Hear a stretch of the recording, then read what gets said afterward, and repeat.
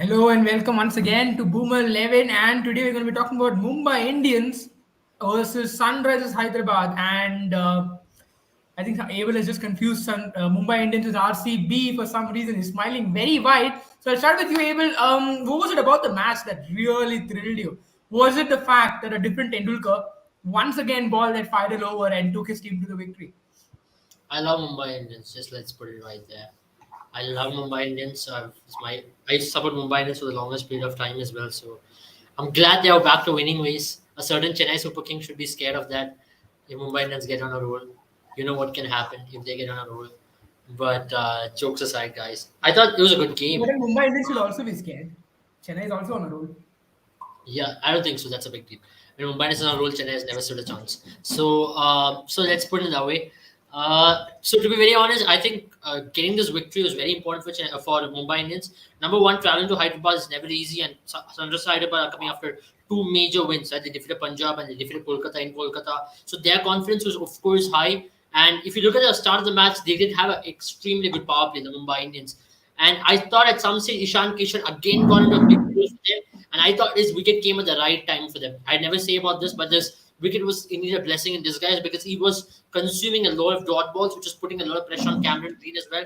But from there on, that switch just clicked, and Cameron Green also got the opportunity to get going.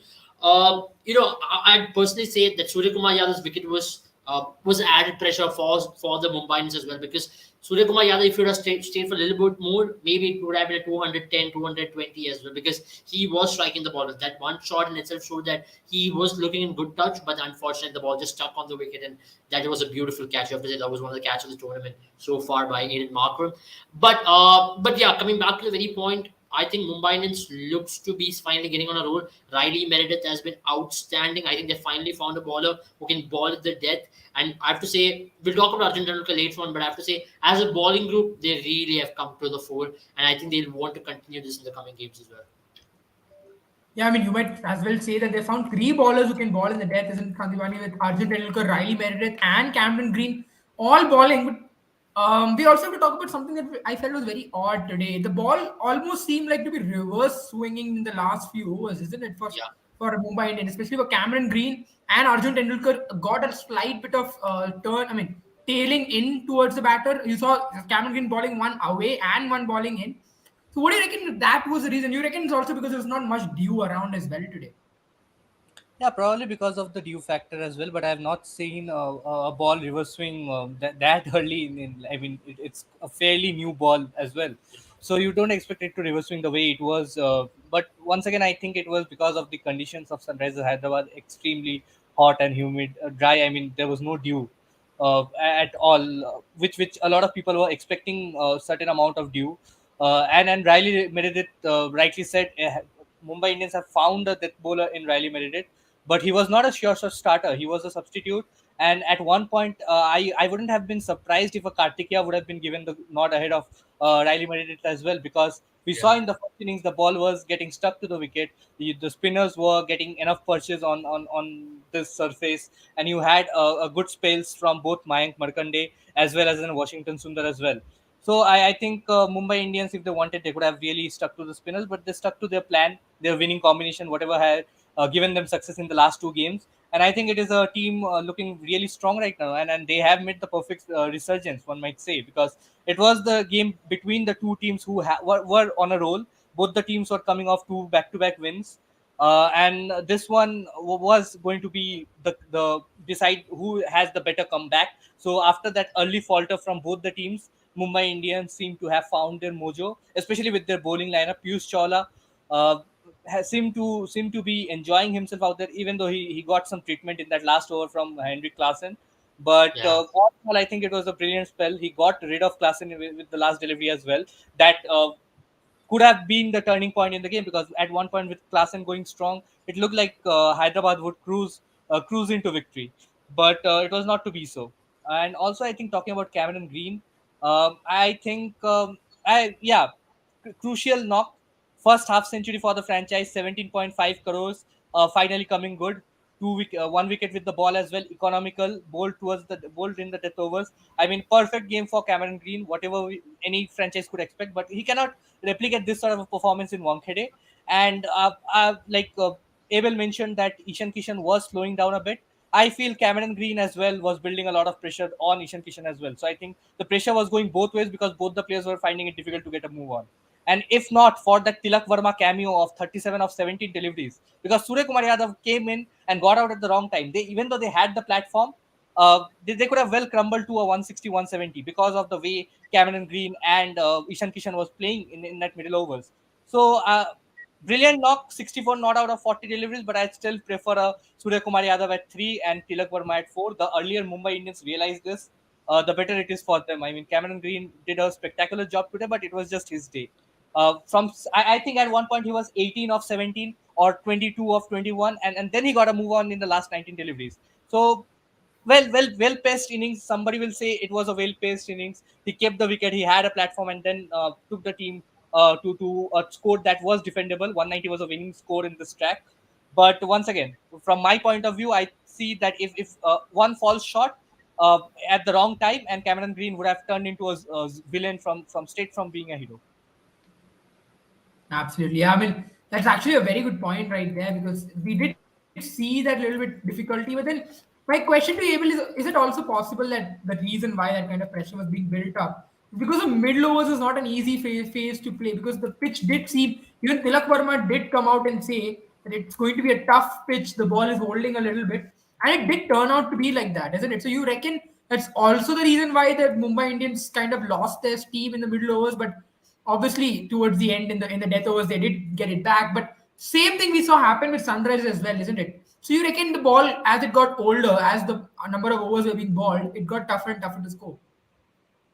Yeah, it did. It did get tougher to score. Number one, the pitch was very aggressive, is what I thought from the face of it. It was not like a normal pitch, what you're seeing in IPL. It looked on the drier side and with no dew as well. The ball was starting to reverse because once the pitch is aggressive, once there's no dew, the bowlers who are going to maintain a particular sheen on the ball will get that slide of tail in. If you're looking to ball fuller lengths, especially, that's where you saw a little bit of swing as well, especially reverse swing towards Latvian. Something which I did not see from the Sunrisers bowlers. I'm pretty disappointed with that because they could have also made use of it to the best of abilities. Sunrisers Hyderabad bowlers also, towards the middle overs, they were extremely good. Mayank Markande's spell was a decisive factor here. And to an extent, also, you can say Washington also tried to chip in, but he was not controllable enough to really chip in and take control of the entire game. But yeah, the only reason why they were not unable to really break free towards the end was Marco Jansen coming in the middle over, picking up Surya Kumar Yadav, and also Mayank Markande absolutely putting a squeeze through, which meant Tilak Verma and also someone like a Cameron Green found it also a little difficult towards the middle overs. Ishan Kishan, I thought, was scoring boundaries, but he was not rotating strike once again. A similar issue with Ishan Kishan as always. He might look good on the scorecard because he hits a six every over, but then that's the only runs what you get, 6 runs and 5 dot balls. So that does not really do any good for Mumbai Indians. But having said that, I would say maybe Sunrise Hyderabad missed the trick. This could have easily been a 175 odd game where they could have restricted them. They consider 15 too many is what I felt at the end of the day because if they would have gotten Cameron Green at that stage, they would have been under pressure for sure. But it was also about restricting, the number of full tosses once again ball by Natarajan on a pitch which did not have a lot of dew. I don't think that controlling of the ball was an issue today because the pitch had nothing to do or the conditions was in favor of the bowlers throughout it. And in those kind of conditions, if you're trying to leak so many full tosses, trying to ball so many loose deliveries, then you will be dispatched for many. To be very fair, I'm not happy with Natarajan at all. He's bowling like a bowling machine at this point of time. He has nothing to offer, no movement, no slower balls.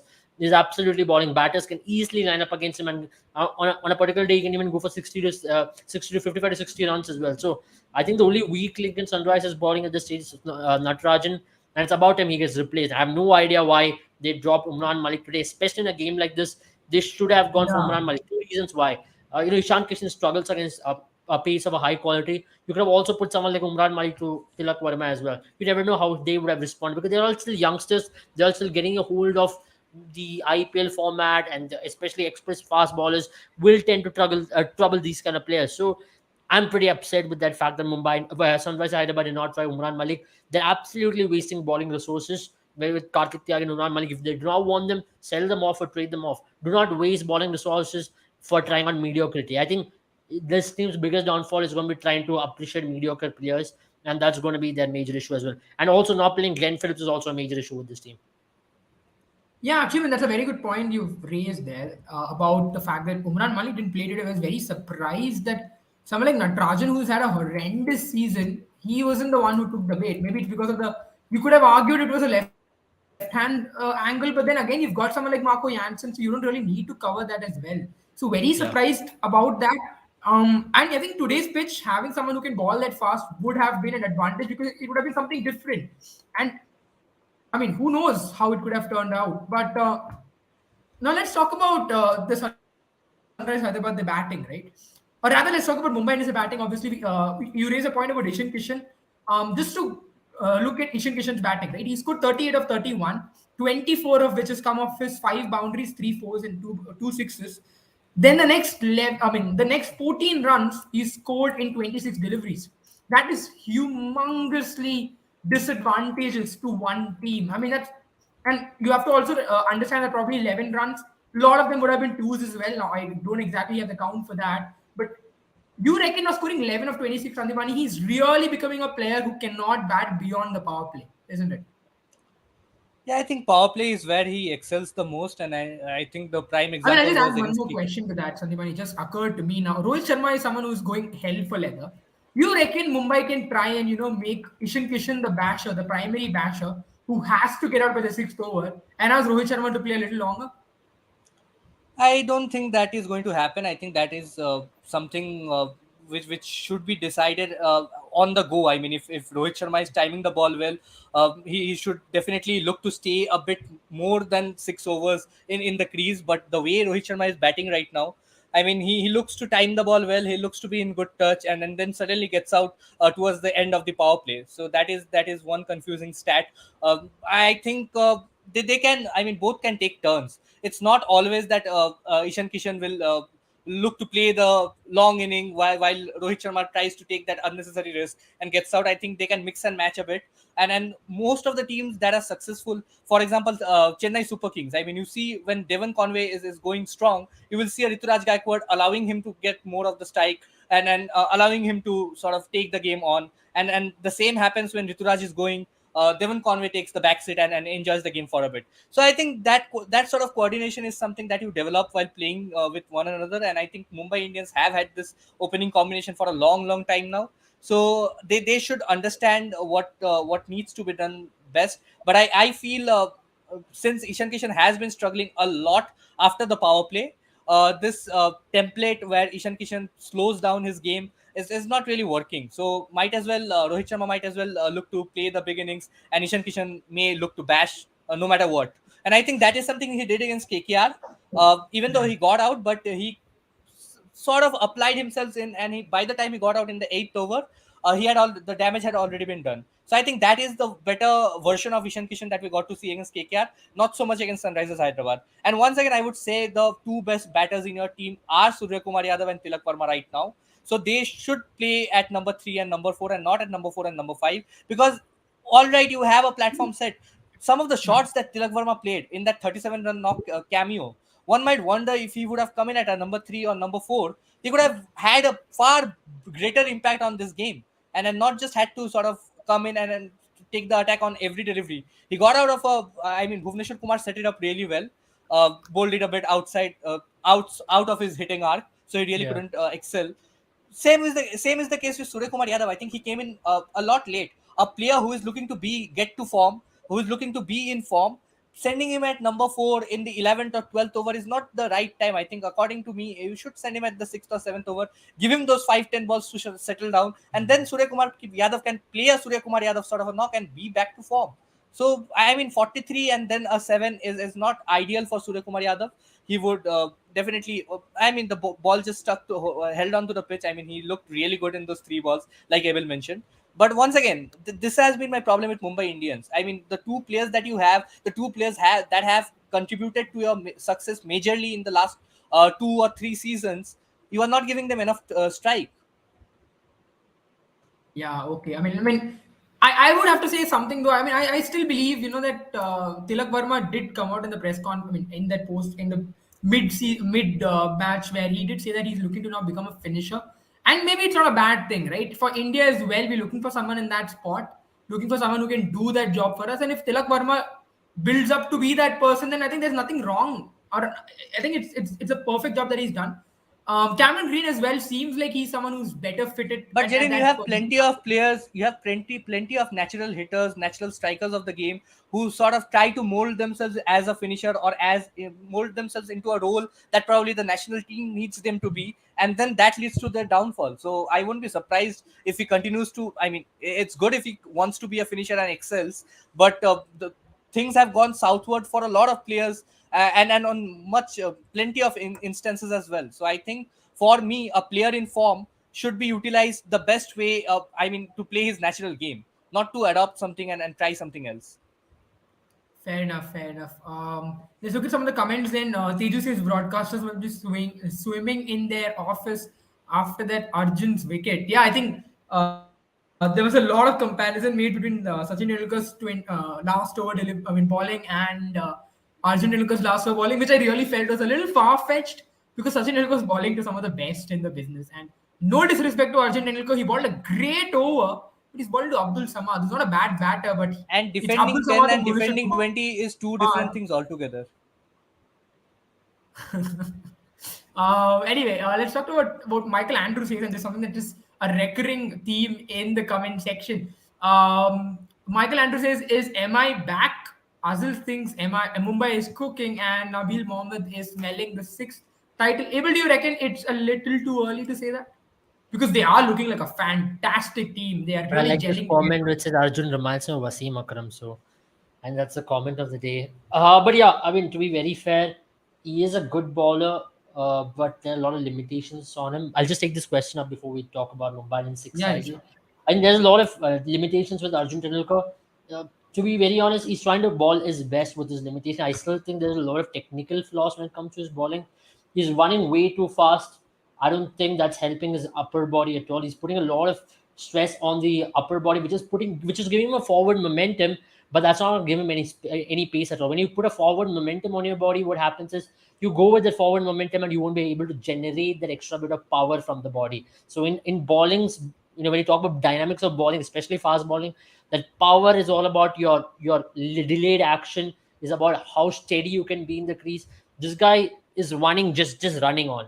So that's the worst part about his bowling, I feel, at this point. He has a long way to improve, but he's trying to do his best with the limitations he's got. So I don't know if that's limitation or that's technical flaws. That's something which we have to identify. Maybe he has modeled his action because he is injury prone, and he's extremely injury prone as well. We've seen him miss out a lot of games in domestic season because of the injuries which he has faced over a period of time.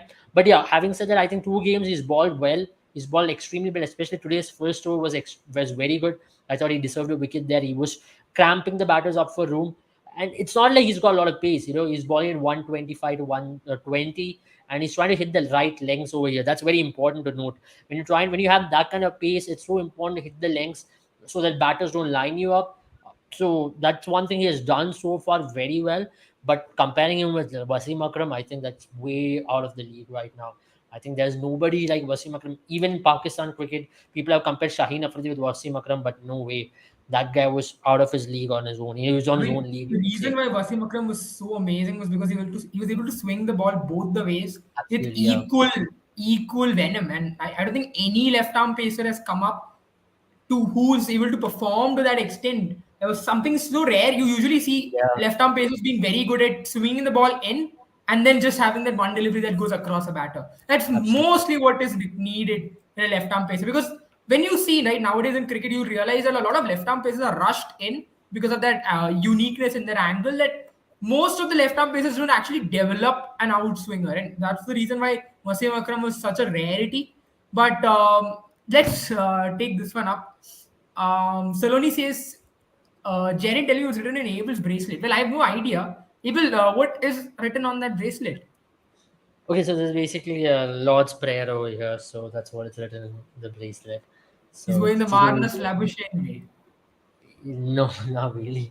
Devjit says, "What an excellent death over." Yeah, happy birthday, Devjit. Firstly, I hope you have an amazing year, and thank you for providing us with all the amazing edits. Whatever you see, guys, when it comes to graphics and everything, it's this guy who is working really hard. And happy birthday from all of us. I hope you have enjoyed your day, and Mumbai Indians have gifted you the best possible birthday gift. Yeah, absolutely. Happy birthday to you from my end as well. Devjeet, thanks so much for all the graphics that you do provide us both here and as well as on an Instagram page. I mean, do check out that as well. Sandivani, it's your turn.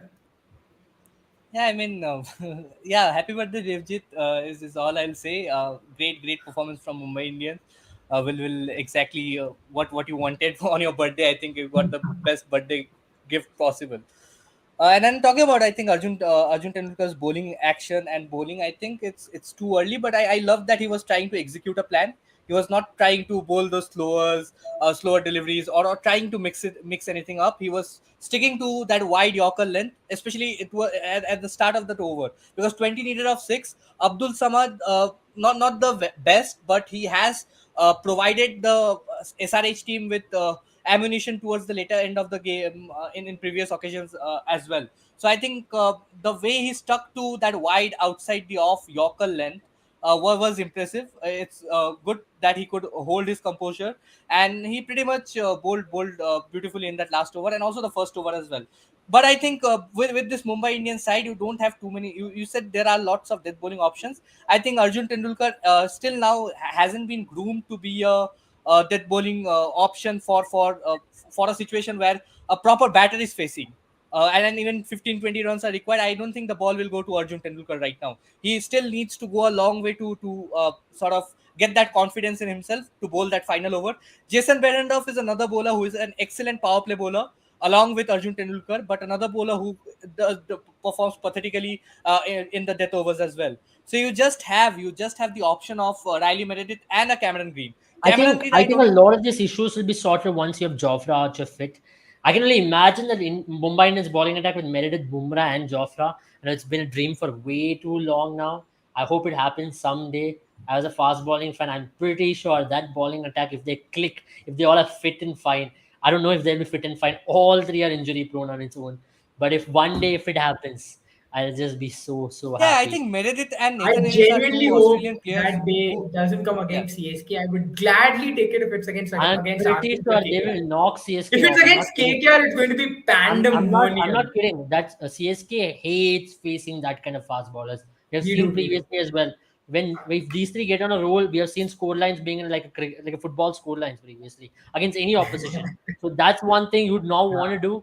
But I really hope, at least as a fast bowling fan, at least one day I'd want to see Meredith, Bumrah, and I Archer think let's playing as all one settle lineup. for a team like maybe Sunrisers, Lucknow, maybe, who can face the brunt of it. Yeah, all three of Yeah, us will be possibly. happy.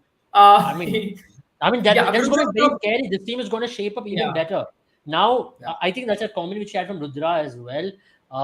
Has no resources, but making this team the best team of the Just tournament. going to take I'm that not sure question if up. that's the Yeah, best team of the tournament, but Rohit Sharma has really marshaled his troops pretty well over the last couple of games. I have to agree to that. He understood his limitations very well, and to get two wins without Jofra Archer, with a bowling lineup which had Arjun Tendulkar, who made his debut, with Ritik Shawkeen, with Jason Behrendorff and Riley Meredith, that's phenomenal work so far. But I've mentioned it last time as well. Mumbai Indians have got individual match winners when it comes to batting, so that's going to be their strength. So that's definitely going to cover up for their bowling on most days, but they will be off days, especially when you're defending on tougher surfaces, especially if it's defending that's going Wankhede. This would have been chased down in the 18th over. I'm not kidding. So that's going to be their biggest issue going ahead.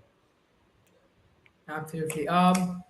So Dev has already said that God of Cricket must be proud today. Sandivani is right. I don't know specifically to what. Yeah, Arjun reminds me of Wasim Akram. We've covered that. So, I think Sandeep, um, he's right. That comment came when he was talking about Tilak Varma should be batting at number three and Suryakumar Yadav at all number right. three. Yeah, yeah. That was what he was talking about. All right, fair enough. What about the Sunrise Hyderabad team then? Let's start off with their bowling. It's their death overs is really turning out to be a worry now, isn't it, Sandipani? Now they've tried Natarajan. Natarajan seems to be spraying the ball everywhere, but where it is required. Bhuvneshwar Kumar has done a very good job today once again. But even Marco Janssen, who's done so well for them last season, just not looking like he's coming to the fore this time around, isn't it? And that's really hurting this team now. I mean, Marco Jansen is not your death overs bowlers. Death overs bowler. I mean, they had Natarajan specifically for that role, and I think another bowler can exactly replicate what Natarajan is doing, or and do a far better job at that is Kartik Tyagi. but then we have gone on a lot of rants about Kartik Tyagi not being in the side, so I will not like to elongate that further. But uh, dropping a Umran Malik and getting in a Washington Sundar was still understandable up to a certain point, because you have a lot of matchups. You had a lot of likely matchups for Washington Sundar at the power play against the Mumbai Indians batter, and the pitch was slow as well. He had a brilliant matchup against Rohit Sharma. He has dismissed him some 6 7 times for very cheaply as well. But once the power play was done, I mean, they definitely needed a Umran Malik in this pitch. And Natarajan has struggled in the death overs for 4 5 games now. He has gone. I think he has gone at 11 runs per over in the death overs. If what stats the commentators were mentioning was right, I haven't checked it yet. But Yeah, 11 that's all runs per runs. yeah, 11 runs per over in the death overs is a crime. I mean, especially because you are that death over specialist, where Bhuvneshwar Kumar is trying to remodel everything, and trying to bowl according to plan, and not concede too much in the death overs. Bhuvneshwar Kumar is trying to do everything that the team wants him to do, and I think Natarajan is absolutely doing nothing what the team wants him to do, because you could see the frustration in Markram's face as well, because he was bowling across. You did not have a particular line or length that he was following. One ball was outside of, he was trying that Yorker outside of, landing up to be a full toss. The next ball was way down the leg side. One of the deliveries was a nothing good length delivery in that death overs. So he was bound to travel. If you ball like that, you look to be confused. He is confused right now. And that is understandable, and then need a new death overs bowler. If you're not playing a Kartik Tyagi, I understand then the problem begins for them to whom to employ as the death overs bowler, because we have seen Fazalak Farooqi travel on multiple occasions Hmm. whenever he used to play. You have seen Bhuvneshwar Kumar struggle in the death overs in recent times. You have Yeah. seen Marco Janssen, who is predominantly a power play bowler and probably in the middle overs as well. And then you also have a Umran Malik who just comes in and bowls at that pace. If your tailenders are not batting in that final overs, I think players like Surya Kumar Yadav, Tilak Verma will take him to parks in that final overs itself. So Umran Malik is another middle overs bowler who comes in and picks up a lot of wickets with that pace, and then Yeah. sometimes just takes the middle order and the lower middle order, catches them off guard, and hence he picks up a lot of wickets. And I think he had a great record against Mumbai Indians. He picked up 4 wickets in the last time the two teams met. So I was really surprised when he was dropped.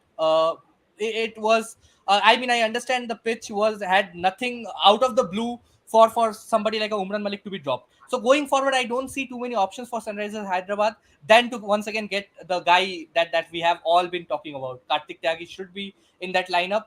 Too good a player to miss 6 games or 5 games in a row. Absolutely, and that's something that we have no clarification on why Karthik Tyagi isn't playing. Is it something that maybe it just seems like he's fallen off with the management, and maybe come at the next IPL, you might see him being released, or I hope so at least at this point in time, keeping him in the Just dugout on the wasting bench. talent. Just wasting talent. Yeah, it's just a waste of talent. There are so many teams desperate for a talent like Karthik Tyagi out there in the market. Probably better for both the teams if he just is let go.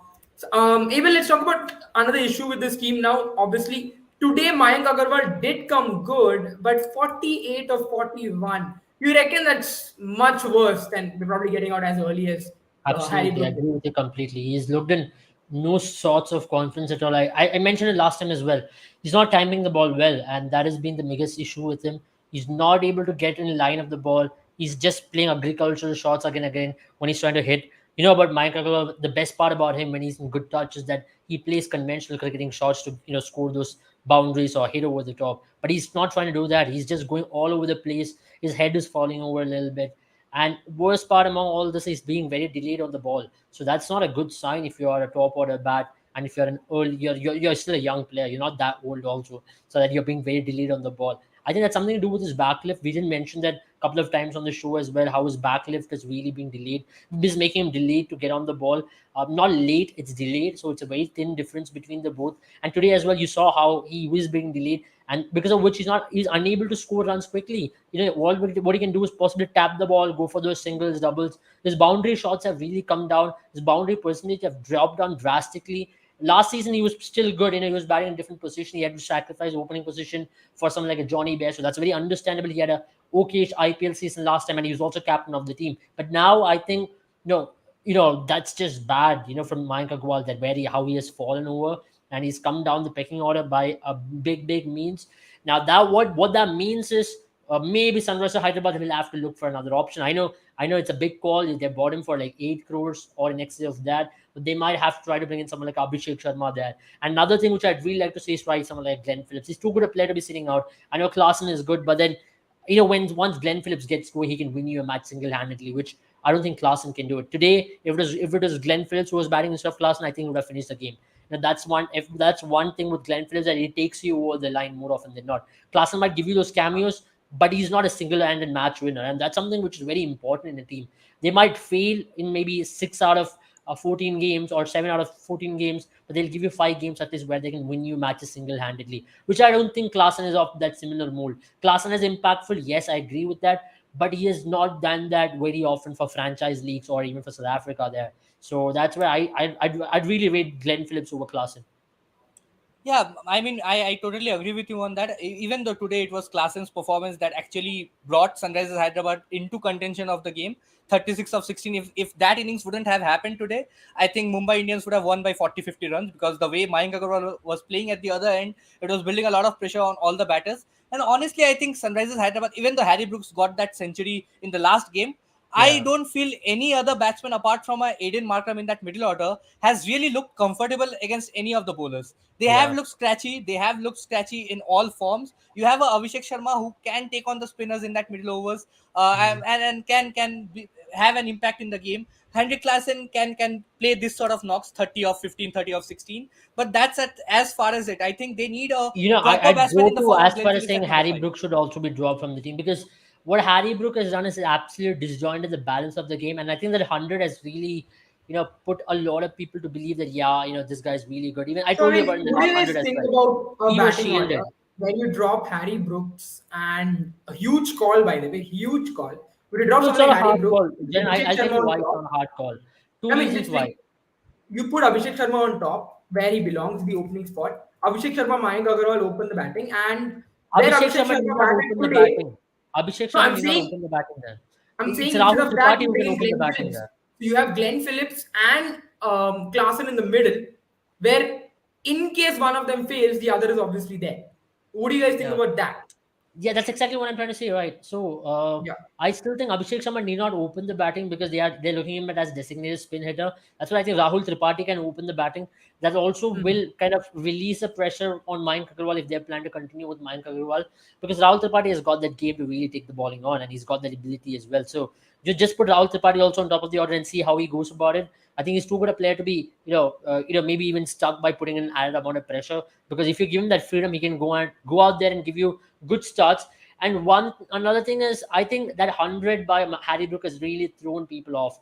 That was really disjointed the balance of this team, because now you can't drop him because he scored that 100, and he scored that 100 about 51 balls. Even there, he was struggling against spin. He was shielded against spin, I would say. So, but now I'd say on surface like Hyderabad, which they'll be playing majority of their games, I really don't see him going out in surfaces which will actually be too paced. Who's not the kind of player you want in your team, and that's where And someone like a Glenn Phillips. we are talking about Harry Brooks actually struggling against spin, but two of his dismissals against the pace at Hyderabad has been really alarming. Exactly. The way he So got out that's to one of the things which I'm trying to Arshdeep say, Singh, yeah. right? Harry Brooks, he's gotten out to both of the occasions because of two-pace nature of the wicket. If you look at his majority of the runs which he scored in England, where the wickets are true in nature. He scored runs in New Zealand, where again the wickets are true in nature. He's not really played on wickets which are like two-pace in nature. In Pakistan as well, the pitches are absolutely like a road. The ball comes onto the bat like a dream. So I don't think you really need to look into that much. You need to look into a player who can play on these kind of surfaces, which I think Glenn Phillips is. If you're seeing some of his innings in CPL and some of the turning tracks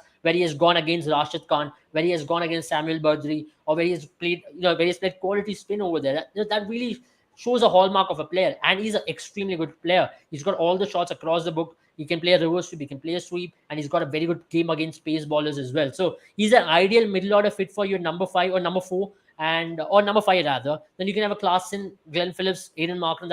That makes a better mold as well.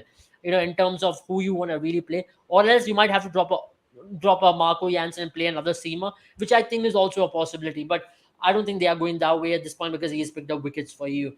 Ideally, my ideal Sunrisers 11 did not have an overseas fast bowler, because the moment you play an overseas fast bowler to this Sunrisers Hyderabad team, it really makes them the balance goes off from their team. The ideal 11 of Sunrisers Hyderabad, I had Harry Brook, I had Aiden Markram, Harry Brook, and Glenn Phillips. And if you wanted, you could have added Klassen or not. It depends on how you wanted to go about You it. could So that was on my ideal pitches which middle are order. spinning. I think you can also have Adil Rashid because he bowled really well in the opportunities that he got. Probably did not pick up enough wickets to show for it, but I think he was bowling really well. His replacement Mayank Markande came in and bowled a beautiful spell in the last two games. Picked up 6 wickets in the last two games. Yeah. Get a wicket today, but bowled really well. But also, I think if you just want to drop a Harry Brooks from the top of the order, you can also have a Rahul Tripathi. Like you said, if Rahul Tripathi and Mayank Agarwal are opening the innings, you don't even have to have a number three. You can have a floater right at number three. I think Marco Jansen at number three or a Washington Sundar at number three are good calls as well. In targets when you need to chase something in excess of 10, sending in a floater at number three won't be a bad option. Otherwise, you can also go with Markram, Glenn Phillips, Klaasen, you have Abhishek Sharma and Abdul Samad lining up as well. So a lot of batting depth. Just you have to figure out how to balance the side in Harry Brooks' absence. And I think Harry Brooks is absolutely adding no balance to the side because he came in as a middle order batter, did not work over there, tried to open the innings. Clearly, apart from that one inning, hasn't looked good either. I mean, I have my problems with Harry Brooks. Even in I had my problems with Harry Brooks even in the game against KKR as well. He did not look comfortable. Like I said in that post match live as well. Even though he scored a century, he did not look like scoring a century. He looked like he was shielded all along the innings. It was just that he took on Umesh Yadav towards the later end, Loki Ferguson towards the later end, and scored those runs. And that was a very flat surface. That was one of the best surfaces which I've seen in this year's Exactly. I IPL. think that's also. I think I was seeing a stat today where I think Glenn Phillips strike. I mean, not Glenn Phillips, rather Harry Brooks strikes below the strike rate of 100 against spinners. Well, against faster bowlers, he has a strike rate of 163. So I think that's a huge disparity to have in Indian Premier League where every second pitch is going to turn. But Yeah. I think that's pretty much it from our end for today's match. We've covered almost all the talking points. Just a few comments before we end. Who's excited for GT versus MI is what Shinwari Ahmed says. Son versus son-in-law. Huge. Ava just put up a story today. It was very interesting what I saw. But I shall not be revealing social media handles, unfortunately. Yeah. So But yeah, I Abel, mean, if, if Abel I'm excited wants for it you guys to personally. see his humor, he can definitely share it. Oh yeah, I mean I love it, because imagine he takes Shubman's wicket first up, and that's going to be pretty good. So it's going to be interesting to see who supports whom. I know there's a lot of family involved in it, but the question is who is Shubman interested in, right? I think we should do an episode on that. Who is Shubman interested in? Is he interested in Bhopal or in Mumbai? So that's where he should be looking at. Also, when you talk about Gujarat versus Mumbai, there's also the dynamic bit of Hardik Pandya stepping in as well. So for Shubman, it's a tough choice. Does he want to go into the granddaughter of a former India captain or god of cricket? So it's about Shubman to take who he wants to go. I know we're talking like one of those cheap media houses here, but I think that's what gets us the views, man. Yeah. No, Well, it's the analytics. It's the analytics who's that gets us the the view. This I mean, sort of that's it. cheap Analytics. publicity, we are against it. Tell me, what is the probability of Sandipani? It is the I granddaughter of think the former way India we can captain do or it, not to sound very cheap, but the way we can do it is just to look at the timeline, look at the statistics after each rumor had come out, and then probably we can decide how it can work. But yeah, yeah, who should we're not Shubman that take? kind of a channel, Granddaughter of unfortunately. former Indian captain or god of cricket's daughter. So it's upon him. It's सारा upon him. दुनिया जानना चाहता है. That's all I'll say. Right, bus. He's got a Well, knack my for the name, huh? He likes the name a lot, huh? he does. He does. Few comments for Sandipani as well. Sandipani's fan base always going strong. Michael Yeah. Andrew says that he agrees with Abel. He also believes that Glenn Phillips should be the player. I think I genuinely believe that's where I was a bit surprised that they went in with the likes of someone like Heinrich Klaassen. Heinrich Klaassen is a good batter, yes, but you've already got someone like Glenn Phillips. Exact profile, probably a player who'd No, come into this. I think Jaren, why they went with Henrik Klassen is because we saw in that one game where they did not have a proper keeper. And when you talk about keeping, Henrik Klassen is up the pecking order when it comes to when you compare him with the Glenn Phillips But I because think Glenn Phillips Phillips has can do not better kept the than wickets. Anmol Preet's thing. Yeah, I think that's definitely, Oh, come definitely. on, man. That yeah. Glenn that's Phillips is one of the best keepers out there. He kept for New Zealand as well. I don't see but any he reason Yeah, why does he should not be not keeping. recently in the recent past he hasn't kept for New no, I Zealand in a understand what long Sandeepani is time. saying, but I Yeah, just believe if that's the case, you can just give him a few drills here and there. I really don't exactly, think Glenn exactly. Phillips is that bad a I keeper. think Glenn Phillips is a very good fielder and a keeper. I think he'll Yeah. take that job very well. And he has got a better diving record than even Klaassen as So well. That's his where I record felt, maybe. a little surprised that I believe Harry Brook, Glenn Phillips, and Henrik Larsson, you can't keep all three of them in a team where you have, only four foreign options. So very Yeah. surprised about that. I also believe, one unfortunate thing for the Sunrisers team is the fact that Natarajan not playing so well. I believe if Natarajan was doing well and Karthik Tyagi was in this team, they would have, because the great Sunrisers teams have never had foreign fast bowlers. They've Exactly. always gone with I four mean, foreign batters and it's worked for them. they've had some foreign fast bowlers. It's not like they've not.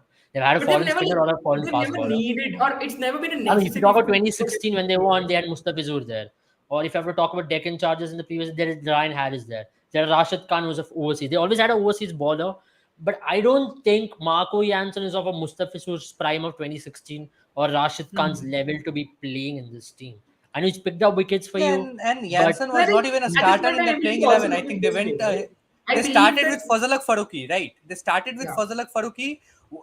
Fazalak Faruqi did not do anything wrong. I mean, we had a problem with him coming in as an impact substitute in one of the games, but he was okay. economical in that game as well.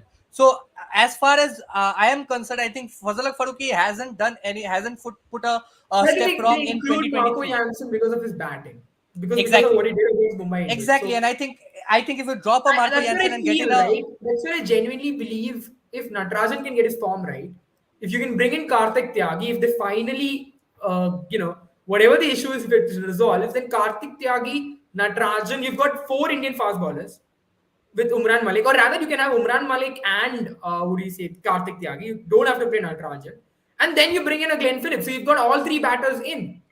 And also another thing, dude, I really want to see Sanveer Singh play ahead of Abdul Samad. Too much of backing for Abdul Samad. He looks absolutely not like a player who he promised to be. He's not given me any promises. I think Sanveer Singh had a phenomenal Sal Mustaqil Trophy, getting ignored. I think also with Just Abdul another Samad, you waste have of to feel talent. for the If player, Sanveer right? Singh was in RCB, I think would have played at least 5 to 6 games by now. I mean, there was a bidding war for him as well, and I Probably have even no Kolkata. idea. I have no idea why they're wasting talents left, right, and center. As me and Sandipani once discussed, I'm not sure if they have really seen domestic cricket enough. And Sundaraman being their analyst, I'm very surprised they have not looked into these kind of talents, or either his analytical inputs have been ignored by the foreign coaching staff. One of the major criticism I have for an inexperienced coaching staff taking over, because they really go for names over something else, and that's That's what where I tried Kartik to Tyagi. point out in one of those lives as well, right? My question was simple as that. You reckon someone like Brian Lara, I mean, nothing against him, or not even Brian Lara, you've seen this kind of decision made time and time again. Sometimes you feel IPL teams go for bigger names rather than coaching acumen. Because we've seen this happen not just in IPL, it happens all over the world in terms of leagues. International cricket, I still believe acumen counts a lot. But when it comes to leagues, right, when it comes to franchise leagues, maybe it's also the kind of the kind of fame that follows, the kind of media presence that follows, and a big name takes over as a coach. Don't you reckon that's something that's very common in franchise leagues? I Very agree. oddly so. I agree because that's one thing which you do not need a coaching degree to really play. And another thing also, what they can possibly look into. I'm very surprised that match. Now, if I'm looking back at the things, they play Anmol Preet Singh ahead of Upendra Yadav, who's your India A wicket keeper. He's the next in line to be the next test keeper, by the way. And you played Anmol Preet Singh ahead of Upendra Yadav in your team. Very, very surprising. I just looked the squad right now and they had Upendra Yadav in the team. I forgot about it completely. I have no idea what this team is doing, to And be then very that's honest. been the problem with Sunrisers Hyderabad, right? You take in all these youngsters, you don't give them enough of. Even if you think of a player like Abdul Samad, came in with a lot of promise, and I wouldn't blame him for not performing or not coming good for Sunrisers Hyderabad right now as an impact sub, because he hasn't been given enough opportunities. He performs well in one game, you drop him in the next game, you put him as an impact sub. You can't ask a player to sort of come in after 2-3 games as an impact sub and do the job for the side whenever you need him. You have to groom him, you have to give him enough opportunities with the bat as well. And I think they could have done it in the last season itself by making him a sure shot starter. Yeah. And it was weird that they did not start with him last time around. It was weird that they did not find a place for him this time around. I mean, with the impact sub I rule, mean, he he hasn't been. has got his limitations as well, Sandipani. I mean, he's not the greatest of strikers he promised to be. That's one thing he's fallen off. And to be very fair, they've got some of the best domestic players of the last season. Mayank Dagar, some Vivran Sharma, Sanveer Singh, Hmm. Upendra Yadav. And where are these guys? Is my question. And I think Are it's you not very going to odd give them when even it comes to any chance? Sunrisers because I you mean, look at some of you the give half, Sunrisers, like, two of these players to some other team, they will make the most out of them. And this team is isn't it absolutely odd, wasting talent Abel, like about this. Sunrisers? Because we saw Sunrise Hyderabad become this hub for producing Indian fast bowlers to bringing them to four. Natarajan came out of this really flawed under this team under Tom Moody. That was Umran Malik as well. This team really gave him chances. You also had So a Siddharth Kaul come in with a lot of prominence. You had a Siddharth Paul Khalil made a Ahmed. comeback. Yeah, Khalil Ahmed, another very Basil good call Thampi in there. his first season. Correct. Exactly. So So it's I mean, so with all weird the to see talent, they're that. not giving them opportunities, right? That's the issue with No, them that's where I in was this so season. happy when Karthik Tyagi went to this team because I felt Rajasthan had too many pacers. But when it came to this team, it's just so odd at this point in time that he's not getting a chance. I just think he's at a spat with Brian Lara or something like that. But I believe coming the next season we'll probably get some clarification. Maybe if he's released or not. I really hope he's released. You're just wasting him. The only thing he's doing at this point in time is just putting up social media posts. So that's not what you want from a young fast But bowler how of his many standing. players are you going to release? With it's not about Kartik Tyagi just like you said, Upendra Yadav. You also have a Anmol Prit Singh, No, I who's think if you not don't as a want wicketkeeper as a them, batter.